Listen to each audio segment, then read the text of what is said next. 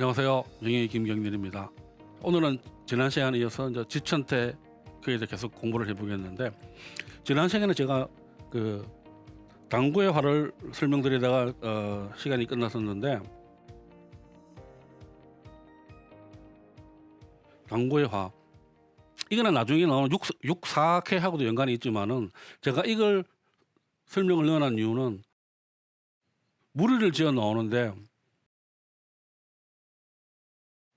군자가 무리지어서 나오면은 태평성대를 이루지만은, 이처럼 이 황간이라든지 이 외척 이런 세력들이 무리를 지어서 나오게 되면은 태평성대는 올 수가 없다는 겁니다. 그리고 이런 사람들은 아까 말씀드린 대로 띠풀 한 명이 나오는 게 아니고 떼거리로 항상 그렇게 나온다는 겁니다. 그래서 꼭 훌륭한 왕이 경계해야 될 거는 이런 소인들을 경계해야지, 그렇지 않으면은 이 태는 절대 이룰 수 없다는 거, 그걸 제가 말씀드리려고 당구화를 넣어놨는데, 그럼 두 번째 이제 그 보시면은 말씀드렸죠. 이 중정의 도를 이루려면은, 자, 첫 번째, 두 번째, 세 번째, 네 번째, 이게 도대체 무슨 말인가? 더러운 것을 품어주고, 이건 이해가 되시죠? 아, 이거 소인을 갖다가, 암만 원래 햇빛이 강할수록 어둠은 더 강해지니까 소인을 품어줘라, 그런 뜻이구나. 황하를 맨몸으로 걷는 거, 이거는 논에 나오는 말이죠. 공자님이 그랬죠. 이 황하를 맨몸으로 건너는 그런 무식한 사람하고는 같이 일을 하지 않겠다, 그랬는데, 여기서는 많은 사람들이 해석을 조금 달리해서 뭔가 하면은, 이거는 황하를 맨몸으로 건널 정도로 과감하게 행동을 해야 된다, 이런 의미로 해석을 하시는 분들이 많습니다. 그러니까 태평성대를 이루려면은 소인도 품어주고, 또 제도나 이런 걸 바꿀 때는 과감하게 하고, 멀리 있는 것을 버리지 않고, 이건 무슨 말인가? 이거는 멀리 있다는 건 아직 드러나지 않았다. 아직 그렇게 뭡니까? 아직 드러나지 않은 거, 이 화근을 미리 잘라라, 그런 뜻이고, 또 초에 묻혀 있는 선비들을 잘 발굴을 하고, 이렇게 그걸 않고, 그다음에 붕당 패거리들을 없애면은 중정의 도를 빗낼 수 있다. 여기에 딱 해당되는 게 우리나라의 정암 조광조가 여기 해당한다는 겁니다. 조광조는 뭐 굳이 제가 누군지 설명드릴 필요는 없겠죠. 예, 쭉 있는데, 중요한 게 혈량가를 실시하고 도학 정치를 목표로 했다. 그럼 주초위안과 이제 사화정에서 무호사와 갑자사와 세 번째 기묘사와 이 많은 선비들이 떼죽음을 당한 이때, 이 기묘사화 때 조광조도 피해를 보게 되는데, 요걸 갖다가 또 만들어내기 위해 가지고 그 솔잎에다가 이렇게 글씨를 써서 개미들 묶겠다는 그 주초위안, 아주 황당한 얘기죠. 물론 이거는 요게 포인트입니다. 요게. 그럼 조광조가 왜 갑작스럽게, 보시면은 82년도에 출생을 했고, 그 다음에 1515년에 이제 보란듯이 알성시 급제를 했는데, 그리고 19년에 죽었습니다. 그러면 불과 조광조가 정치를 한 시기는 몇 년 되지 않습니다. 몇 년 되지도 않는데 그처럼 이 조선 정계의 태풍으로 성장했다. 그거는 비대해진 훈구 세력을 견제하려는 중종의 의사가 없으면 힘들다는 겁니다. 근데 중종도 처음에 이런 목적으로 조광조를 기용을 했는데, 너무 날카롭고 급진적이고 하다 보니까 왕도 피곤하다는 겁니다. 왜? 사사건건 이러시면 안 된다, 저러시면 안 된다, 이렇게 하세요, 저렇게 하세요 하니까 왕도 피곤하다는 겁니다. 그래서 조광조가 이런 말도 안 되는 누명을 쓰고 단칼에 참수에 처해지는데, 이처럼 이렇게 해서는 안 된다는 겁니다. 왜? 그 말씀드렸지 않습니까? 태평성대가 오기 위해서, 자, 이 구이라는 자리는 밑에 이렇게 양이 세 개가 있는데, 이 중간에 있는 욕해지 않습니까? 중간에. 그만큼 이거는 하고 위에 있는 음은 세 개가 이렇게. 근데 요거는 요 신하는 이 위에 있는 다섯 번째 왕하고 서로 딱 궁합이 잘 맞다는 겁니다. 그래서 이 부스러운 왕의 전폭적인 신뢰를 받아서 신임을 행사하는 건데, 그렇게 하려면 어떻게 되느냐? 아까 말씀드린 네 가지: 품어주고 과감하고 멀리 있는 것을 버리지 않고 붕당을 없애야 되는데, 조광조는 과감한 거는 맞죠. 다 맞죠. 근데 제일 처음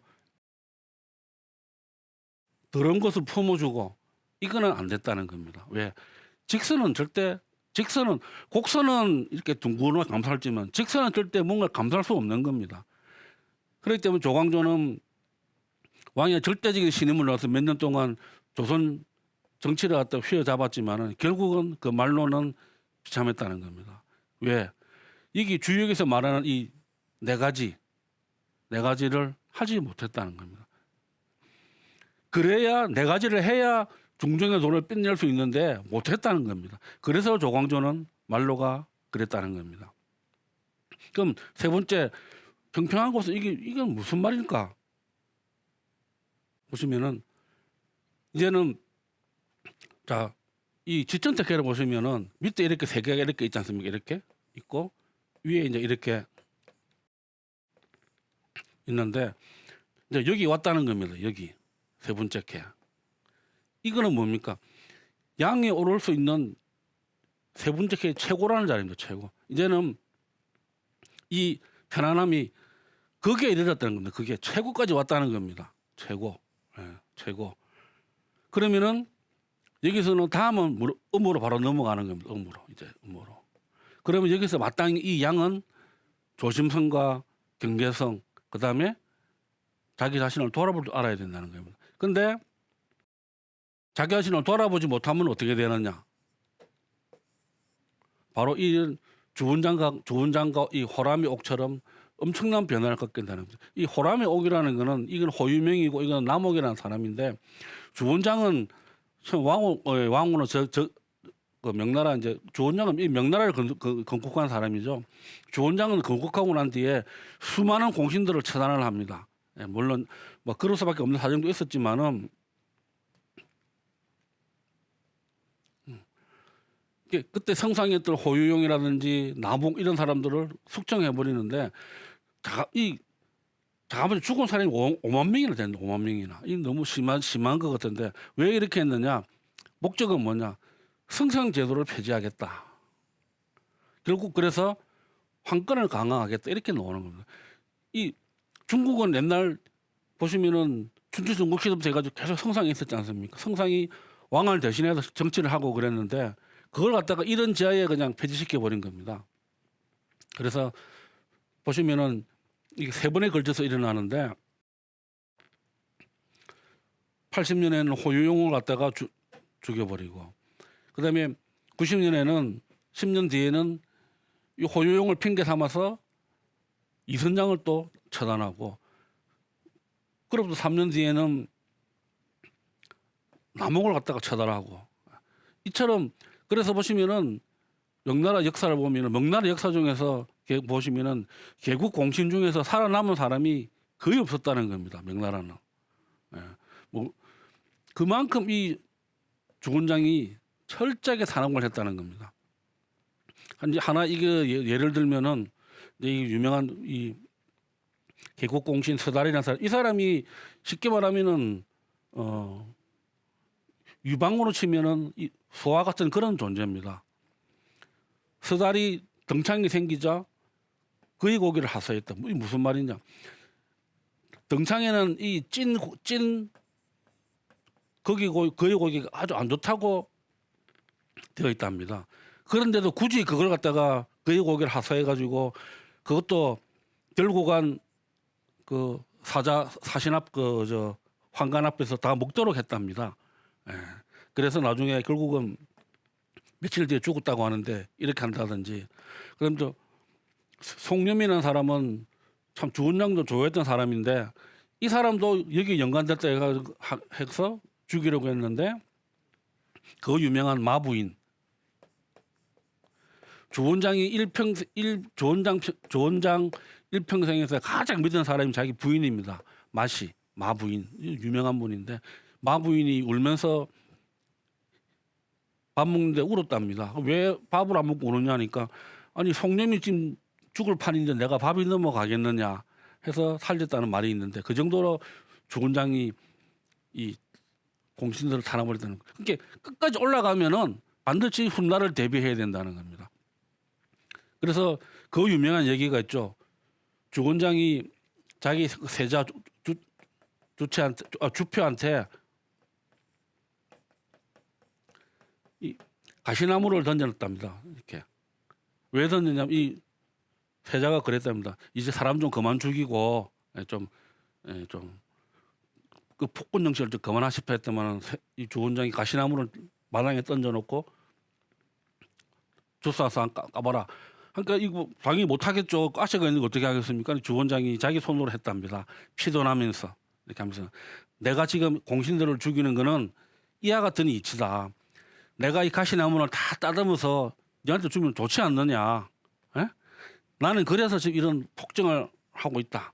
이렇게 이야기했다는데 중요한 거는 끝까지 올라가면은 반드시 후환이 있다는 겁니다. 후환이 있다. 그 주역에 보시면은 유명한 말이 있죠. 궁적변.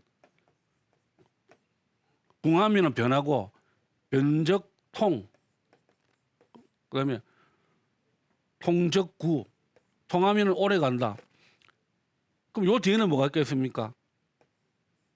구적궁이 되는 겁니다.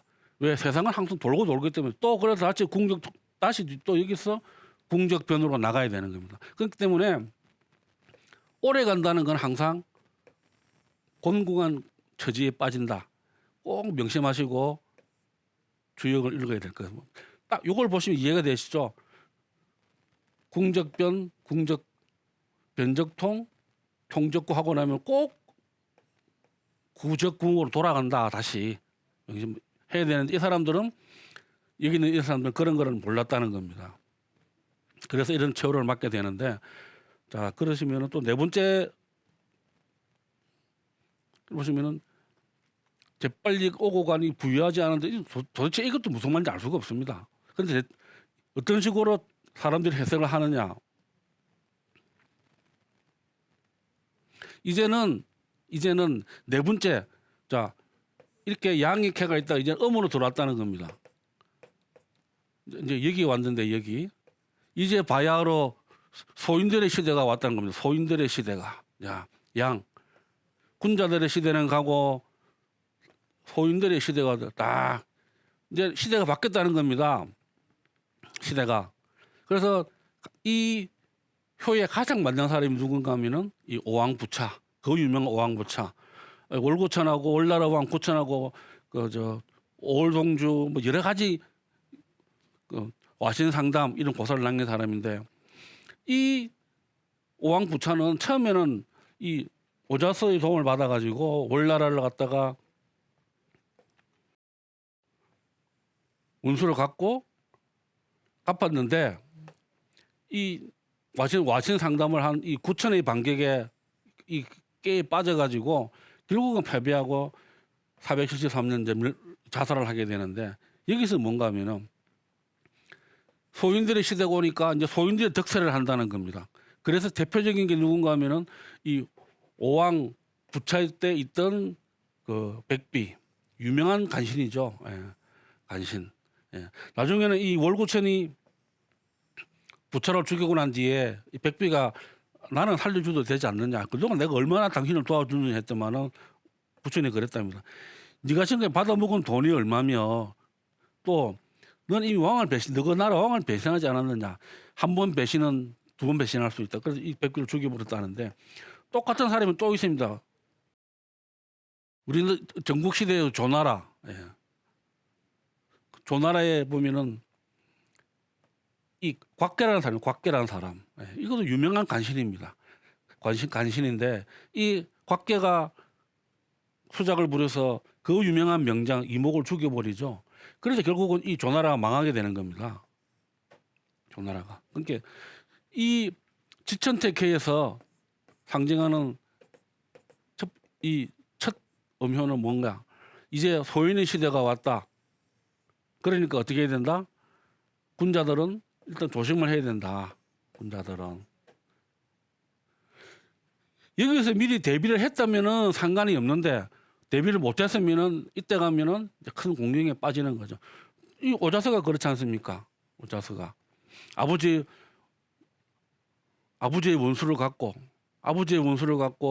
참 천하를 갖다 호령했지만은 자기가 그렇게 믿고 등용했던 이 백비한테 밀려서 백비의 이 모함에 빠져서 결국은 생을 마감하게 되는데 그거 이치와 같다는 겁니다.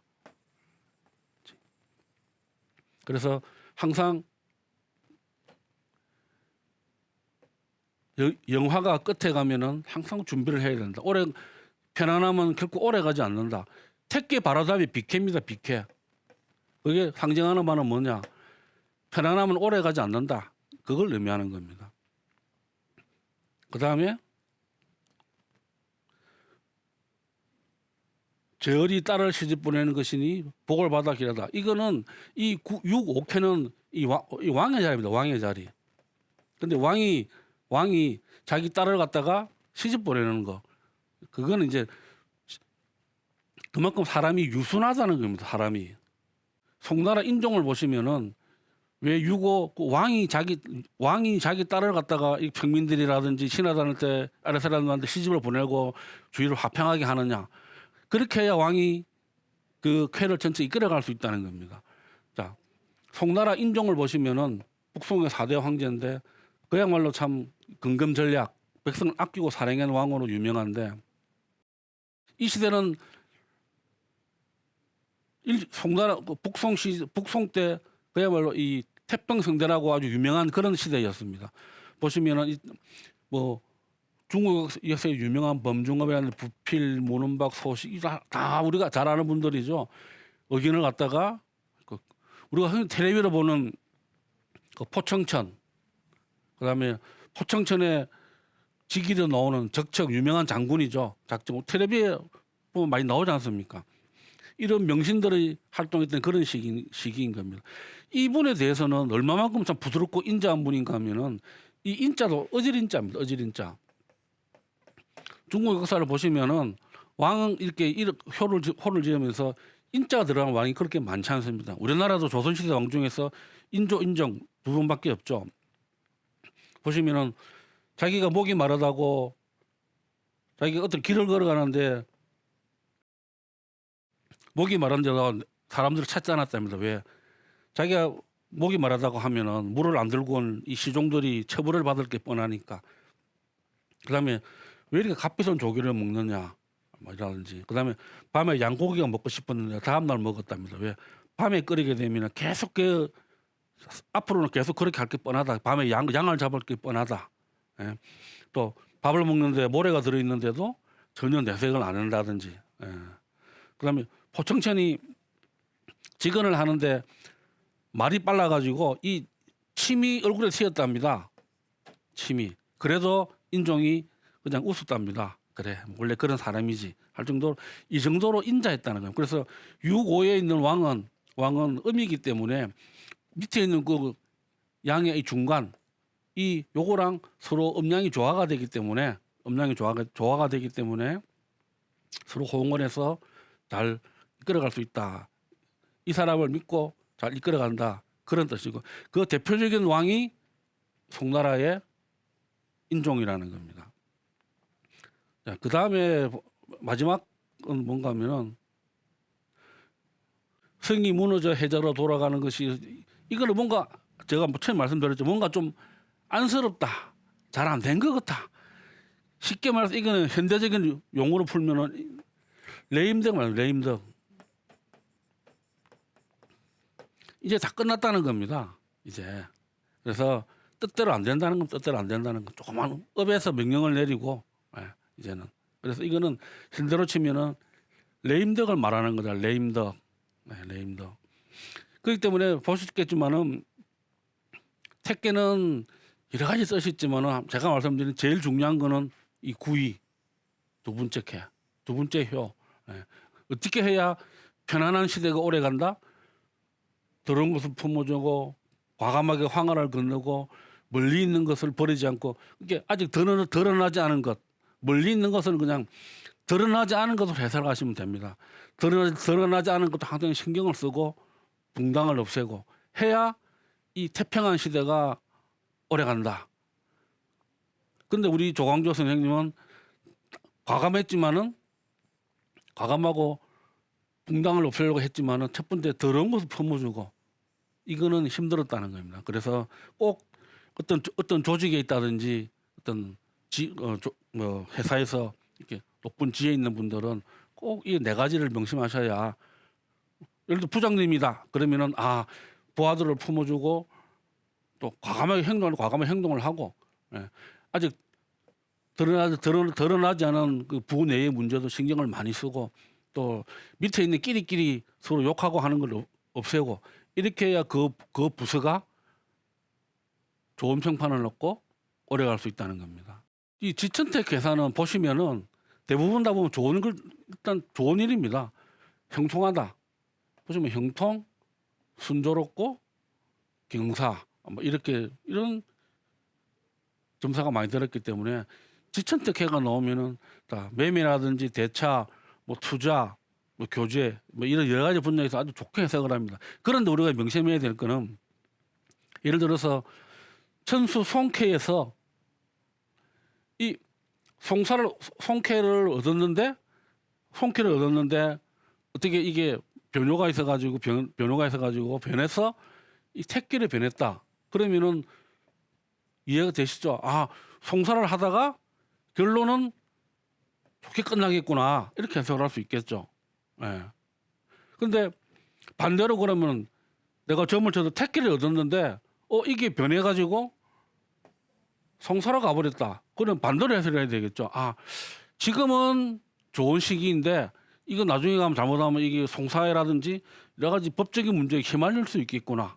이렇게 해석을 하죠. 그래서 다른 쾌에서 택계를 변하는 거는 좋은데 택계가 이렇게 변하는 거는 별로 좋지 않다는 겁니다. 보시면은 자 매매 큰 거래는 지금이 적기다. 어렵게 생각하는 일도 의외로 쉽게 풀린다. 내용을 충분히 검토한 다음 속전속결로 해결하라. 그다음에 대차 같은 경우는 뭐 돈 빌려주고 잊어버렸는데 하도 안 갚으니까 돌아올 수 있다. 자금이 부족해도 크게 고생하지는 않는다. 하지만 큰 빚은 후회로 돌아올 수 있다. 왜? 항상 편안함 속에 어려움이 있다는 겁니다. 그래서 말하지 않습니까? 사랑은 눈물의 씨앗이라고. 마찬가지입니다.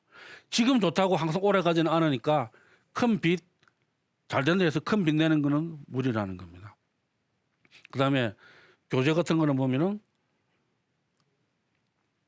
큰 성분은 별로지만 작은 성분은 지는 일은 없다. 작은 거는. 이성과의 관계도 매끄럽다. 다만 작은 불만이 쌓여서 위기가 올 수 있다. 이게 중요한 건 뭔가 하면은 결국은 제일 중요한 이겁니다. 대길 속에서 어려움의 기미를 볼 수 있어요. 이게 뭐냐면 아까 우리가 말했던 멀리 있는 걸 항상 멀리 있는 걸 볼 수 있어야 한다. 만사 형통이라 남에게 과시하거나 하면 반드시 후회할 일이 온다. 왜? 언젠가는 다시 내가 아주 궁한 지경에 빠질 수 있다는 겁니다. 그때를 대비해서 남에게 과시하거나 하면 반드시 후회한다는 겁니다. 자, 오늘은 택기를 보셨는데 제일 중요한 거는 대차는 도리, 택기는 태평한 시대에는 어떻게 해야 되겠구나. 그 중에서 제일 중요한 거는 두 번째, 이 네 가지 꼭 기억하셔야 될 것 같습니다. 자, 감사합니다. 오늘은 여기까지 하도록 하겠습니다. 감사합니다.